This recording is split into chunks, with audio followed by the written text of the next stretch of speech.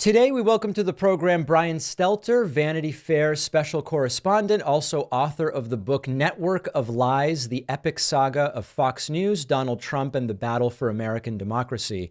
Brian, it's so good to have you on. You know, I'm interested in what you have to say on this, not only because the book is interesting and it's a really interesting look at what took place after the 2020 election, but also because you have experience in this industry. You know a lot of what the conversations are like behind the scenes when coverage is unfolding on a particular major issue. So just to start with, as I understand in the book, you make the argument, as I understand your argument, that Fox News was a major factor in the idea that the 2020 election was stolen, even getting the pickup and the attention that it did among Republican voters. Why do you feel that that's the case? Yeah, that's right. The big lie didn't just happen. Donald Trump did not just conjure this out of thin air. It was made to happen, and it happened in large part on Fox News. Yes, there were these ideas in the fever swamps of the internet even before Fox started to air them. But on the weekend that President Biden was projected to be president-elect, on that weekend when crowds ran into the streets in New York and Washington and LA, that was the very same weekend when Fox News presented a counter narrative, a different story, a story that Trump was really the victim and that a company called Dominion was one of the villains, the rigging machines and stealing the election from Trump. And in telling that story, Fox gave Trump and millions of fans false hope that maybe Trump would actually win, that maybe actually he could be reelected, that he could stay in power. So it's no wonder why some Fox addicts boarded planes, flew to Washington, showed up at the Capitol on January 6th. It was because of a story that was told for weeks and weeks and weeks on TV. Do you think that the conversation behind the scenes at Fox, as the weeks turned to months and they continued signal boosting some of this stuff, was their primary conversation about what is true and how likely is it Trump may get this thing overturned? Or is their conversation about what is going to get us the best ratings? Ratings. That's right. That is what it was about. It was very seldom a conversation about what is real and more conversation of what will rate, what's going to rate. And look, I worked at CNN. I understand the ratings pressures to some degree. I looked forward to seeing the ratings for my Sunday show every Tuesday morning because I wanted to see how well I stacked up against my competition. And there's an element of ego and also joy to that. It's just fun. It's interesting. To think about what do viewers want to hear, what do they want to watch. Where it goes off the rails, though, is where you have producers at Fox studying the minute by minute rating, something I never saw at CNN. Almost like up and down like a line graph where you can see every guest, every banner, every story, what rates best and what doesn't. And what happened inside Fox in November of 2020 is that lies about voter fraud are what rated best. It's what caused the producers to keep repeating these stories over and over again. There's an idea that some have that if in the net, this backfired for Fox in the sense that the Dominion lawsuit imploded, all of these other issues, the way in which this has now taken on legal liability, they got rid of Tucker Carlson, and that was a big draw for them, et cetera. Is it even accurate, though, to say that that's the right calculation? Like, what's missing from that analysis? I quote a researcher in the book saying maybe what happened with Dominion and Fox was that Fox had to pay a lying tax. And this is just the cost of doing business for an outlet like Fox. They're going to tell stories that their audience wants to hear. Some of those stories are going to be not just untrue, but defamatory, dishonest, deceptive, maybe defamatory. And as a result, they're going to have to pay settlements. And I think that's a pretty cynical way to view it, but there's some truth to it. That, this was the cost of doing business for Fox. This was the cost of being in cahoots with Donald Trump and following him down the rabbit hole of conspiracy theories about the 2020 election. Ironically, it's not Trump that had to pay $787.5 million. It was Fox. And yes, networks like Fox have insurance for these sorts of things. But this is not the only case. Dominion settled, but Smartmatic is actually deposing Rupert Murdoch right now. There are still cases that are very much alive. They're going to cause further financial pain for Fox, further reputational damage, further erosion of their credibility. And I think, David, that's the broader point here, is that accountability for the big lie can come in many forms. We're seeing it through the criminal courts, through the civil courts with cases like Dominion. We're seeing public pressure, shame, embarrassment. Like, we're seeing big lie accountability. But for Fox, yeah, it might be the cost of doing business. Based on your reporting, to what degree was the Tucker Carlson firing related to the Dominion settlement? There were this idea that it's preemptive because there's this lawsuit coming and, you know, all the different details that are there, or a different story that's told, which is it was an opportunity that worked, but there were actually factions that wanted to get rid of Tucker already. Where does that all kind of land for you at this point? Tucker Carlson has claimed that he knows for a fact that he was fired as a condition of the Dominion settlement. And I think that's yet another one of his own conspiracy theories, yet another one of the falsehoods that he has promoted to millions of people. There's just no evidence that Dominion wanted him fired or tried to get him fired. In fact, there's lots of evidence to the contrary. Dominion wanted Tucker to testify because they thought he was going to help their case. He thought he was going to help Dominion's case in front of a jury. That's because Tucker Carlson dismantled Trump-aligned lawyer Sidney Powell in November of 2020. Tucker went on the air and said, "We want to see the evidence, but you won't show it to us. Shame on you, Sidney Powell." That's the paraphrase. Yeah. Anyway, there's no evidence for Tucker's conspiracy theory about this. What does make sense is that Dominion forced Fox to look Tucker in the face and recognize his intolerability. Here's what I mean by that. Dominion was able to obtain so many emails and texts and memos from inside Fox, including messages where Tucker Carlson used the C word to insult female executives, where he was very, very nasty about some of his colleagues, where he used a phrase, he said, "That's not how white men fight," in a way that it seemed very racial. So there were all these messages that the Fox board of directors had to confront. They had to face who he was. They even brought in an outside law firm because they were so worried about the possible damage to the company. So Dominion was a factor insofar as they had to actually fess up to the guy that they were promoting as the face of Fox News.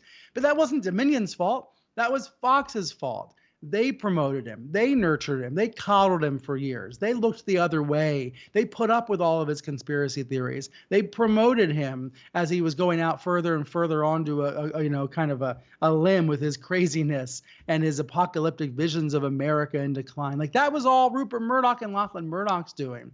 And eventually, Lachlan just couldn't take it anymore. There were so many reasons to cut ties with him. I know that he has argued that he's coming out on top because now he's publishing content to X and Elon Musk loves it and so on and so forth. But was Fox News really the best platform for Tucker in terms of building what he built?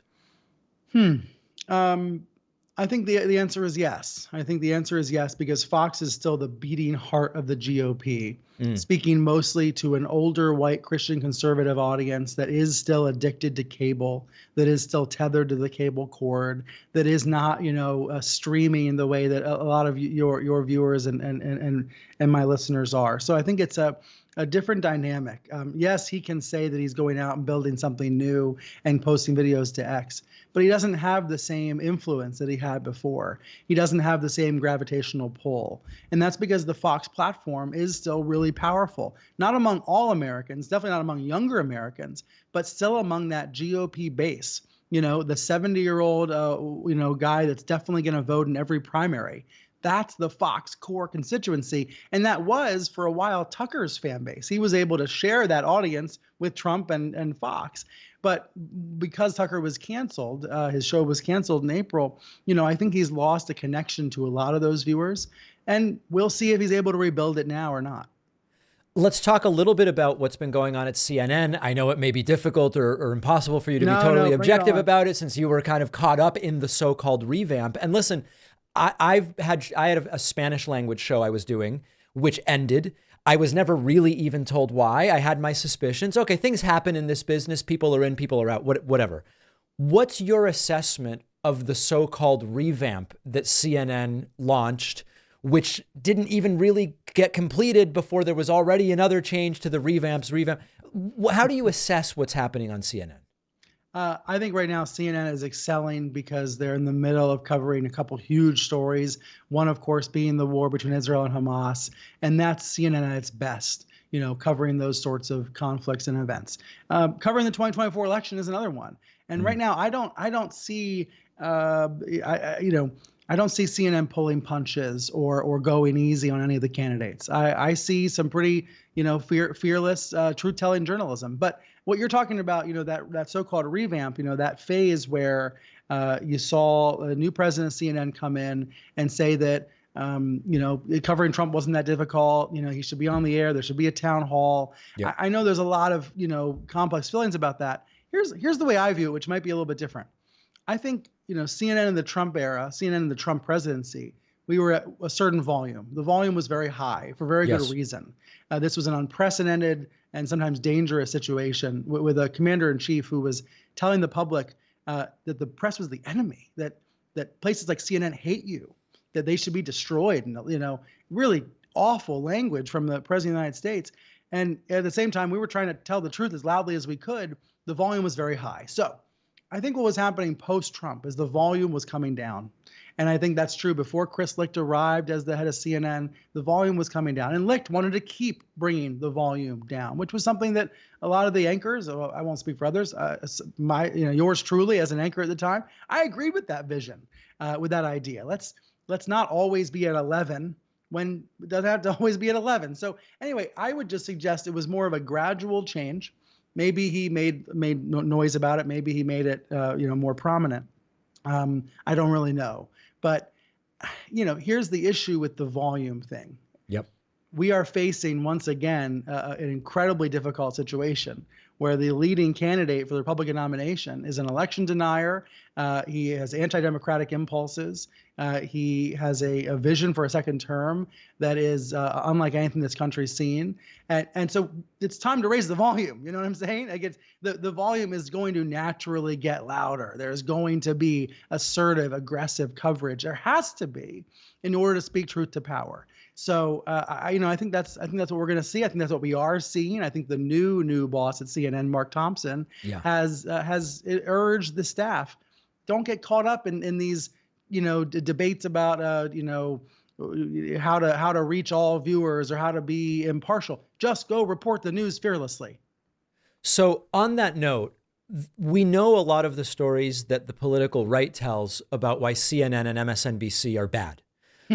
I'm also interested in your view, though, or maybe I'm particularly interested in your view on the criticisms from some on the left of CNN and MSNBC are that they are pushing basically center leftism, the corporate Democrat line, and that actual progressive ideas, many of which are quite popular in the United States if you just ask people about ideas, that those don't really have a place on CNN nor on MSNBC. Is that a fair criticism? I think it's an interesting criticism, and there are elements of fairness, and it should be, we should talk about it. Why are things the way they are, right? Who gets booked on TV and who doesn't? Yep. What stories are selected and which aren't? And I would suggest to you that comes, and maybe it shouldn't work this way, but I would suggest to you that it mostly is a product of candidates, of politicians, of elected officials, of who's in charge, of who's running for president, and then who is in key offices. Because let's say you're a Sunday show host the way I was.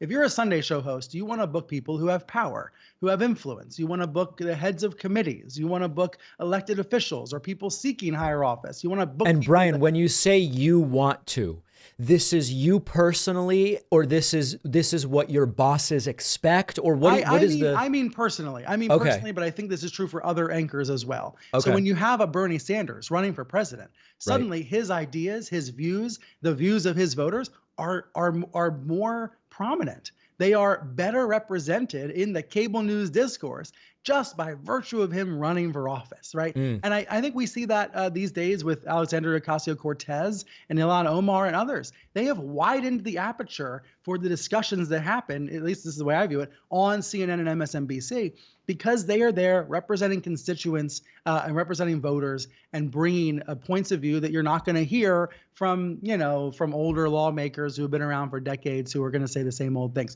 So I guess I would suggest that it's less about corporate mandates, which I never really experienced at CNN. It's less top down saying we're going to cover the news from this way or we're going to focus on this topic. I think it has more to do with who are the people in power or the people seeking power. Are they being fairly covered? Now, that opens us up, David, to an interesting question, which is, what about the insurgent candidates? What about the outsiders who are trying to get elected? What about third-party candidates? And those, I think, are very real, points to make. Like, in 2016, for example, CNN had town halls with the Green Party and Libertarian Party. Like, that's important to make sure that we're showing the full spectrum of public opinion and what is possible out there. But do you think I'm making any sense? Yeah, I mean, I think what some in my audience are angry about, and they're angry with me as well, by the way, even though I'm not in corporate media, is some in my audience believe that Maryann Williamson and Robert F. Kennedy Jr. should be getting way more attention. Now, at one point, they were both running as part of a Democratic primary that wasn't actually happening. And because Joe Biden is the incumbent, and that's what the DNC is doing. RFK is now independent. It turned out a lot of his supporters are actually on the right. And it was interesting to Fox News until all of a sudden the RFK vote might actually hurt Trump more than it hurts Biden. All these things shift around, right? But I think the concern some have is, what is the right amount of coverage, for example, for a Maryann Williamson to get, given that she is polling 6-ish, but there's not actually a primary, but that's a problem that many people say is because they don't get attention to begin with. Right. I would say that this does get to a flaw, within the media about editors and producers and political directors deciding who they believe is electable, right? Who they believe is legitimate, who they believe is viable. And there is truth to that. But then at the end of the day, the voters are ultimately the ones that decide. I'm picturing the night that AOC won in New York, and that New York One crew was there, and she was, you were seeing her live reaction, like, to that surprise victory. Like, at the end of the day, she didn't get a lot of press coverage before she was elected, but she was still able to get across the finish line. So, there's a lot of different factors at play here. What I think is important to note is that viewers, readers, listeners, they do have a lot of power. Not just in what they choose to listen to and watch and read and consume, but also in writing emails, in being heard and making their voices heard. Public pressure in all of its forms does matter. And I don't say that in terms of like, go bombard, MSNBC or CNN with thousands of emails. But look, I actually, on my program, some of my best booking ideas, my best guests started as an idea from a viewer. And I tell that to make the point that it's not top down, at least not in my experience. At CNN, I had a tremendous amount of autonomy. So if people didn't like something, it was on me, not on anybody else. It wasn't that, I'll give you an example. Oftentimes there's this misperception that what's covered on television news is impacted by advertisers. Well, I don't even know who was advertising on my show. I didn't even see the ads because I was in the middle. I know the TV is literally black when the commercials are running. So like, I'm just giving an example of a misperception that is out there, and I understand why it exists. But at the end of the day, if anything, these shows need input from viewers. They need feedback from the audience. It makes the shows better. And I think I hope that's an empowering thing to point out. I guess the one thing that I would add to that is, because we also used to hear, like, from RT anchors, no one tells me what to say, but to some degree, I think we do have to recognize the people that are there in part because they know, hey, we don't have to worry about what Brian's going to say in terms of our advertisers. We're choosing him for that reason. So I completely understand the point you're making about nobody was coming in and saying, you've got to do this or you can't do that. You don't know the advertisers. At the same time, people are hired to some degree because they are considered appropriate for the totality of that network. And that includes being brand safe, I'm sure you would acknowledge. Yes, to some degree, but I'm trying to picture, you hire this, I was like 29 years old, hired at CNN in 2013. I'm trying to picture like 7 years later when I'm on the program, picking literally any story I want, picking literally any guest I want. I just, I'd like to think that the world is more complicated than the way that, that you portrayed it. I think all of these are factors. I'm not saying it's, hey, we got to pick someone who will never offend an advertiser. But to some degree, I think there is a pedigree And your background as a reporter, I'm sure, played a role in it. In other words, people don't randomly end up there with no connection whatsoever to what viewers or advertisers aren't going to have a problem with. It's not an indictment of anybody's particular reporting or the production of the show. I think there's just a structural reality that's important to consider when you analyze any program. Well, I'll give you an example, like what I think about structural reality. Yeah. When I hear that, I think more about the idea that when you're doing an hour-long show on cable news, you do need to hit your ad breaks. You're going to have 5 ad breaks. Again, I don't know who the sponsors are going to be on any given day, but you got to make time for 20 minutes of ads. Yeah. Plus, you're going to put on segments of a certain length. Yes. You're going to try to have a certain variety of segments. You're going to end up producing something that's more formulaic than what you do online. Sure. And so I guess where I come down on this is I want a strong, healthy, vibrant CNN and MSNBC. I want to have a Fox News in this country that's more reality-based and is not, undermining, basic ethics and morals. But the point is, I want to have all of those kinds of channels. But then I also am grateful that we have this burgeoning independent media that is going to rely on subscriber revenue directly. That's going to have a more direct relationship with the audience. Like, right. I guess what I'm trying to say is all of the above. All of the above is the better approach, is the better way to go. Consumers are better served when there's a wider array of outlets, including, by the way, public media, right? Subsidized, the PBS and NPR model, foundations and donors, all of that. Let's get as many different forms as we can, because I think ultimately we're better off as a society. Hard to disagree with that, that's for sure. The book is Network of Lies, the epic saga of Fox News, Donald Trump, and the battle for American democracy. Super interesting, and we've been speaking with the book's author, Maryann Stelter. Really appreciate your time today. Great. Thanks so much.